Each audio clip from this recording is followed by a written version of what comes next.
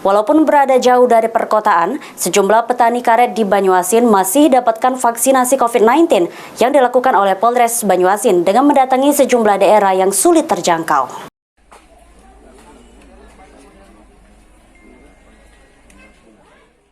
Untuk memberikan pelayanan vaksin bagi petani karet di daerah yang sulit menjangkau fasilitas kesehatan, Polres Banyuasin khususnya personil Satlantas melakukan program vaksin mobile dengan menggunakan mobil khusus. Pelaksanaan vaksin mobile oleh Satlantas Polres Banyuasin dilakukan di kawasan perkampungan petani karet PT PN Sembawa dan diikuti oleh 150 warga yang belum sama sekali menerima vaksin. Kadus Musilandes menerangkan di wilayahnya terdapat 500 KK, sementara yang sudah tervaksin sebanyak 75%. Masih adanya masyarakat yang masih memandang negatif vaksin dan terbatasnya stok vaksin menjadi penyebab belum seluruh warga tervaksin. Berapa masyarakat Pak di sini, di wilayah kita Pak? Yang sudah kurang lebih 500 KK. Yang sudah tervaksin? Yang sudah tervaksin 75%. 75%. Nah ini baru ada 150 dosis di sini, harapannya ke depan gimana Pak?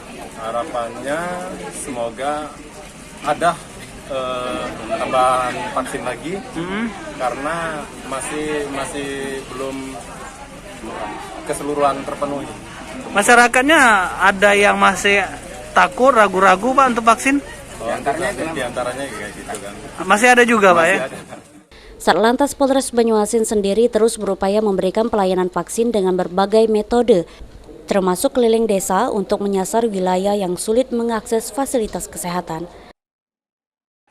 Masyarakat sini didominasi oleh petani karet, yang mana masyarakat sini jauh untuk sarana kesehatan, makanya kita laksanakan kegiatan vaksinasi keliling ini di lokasi tersebut.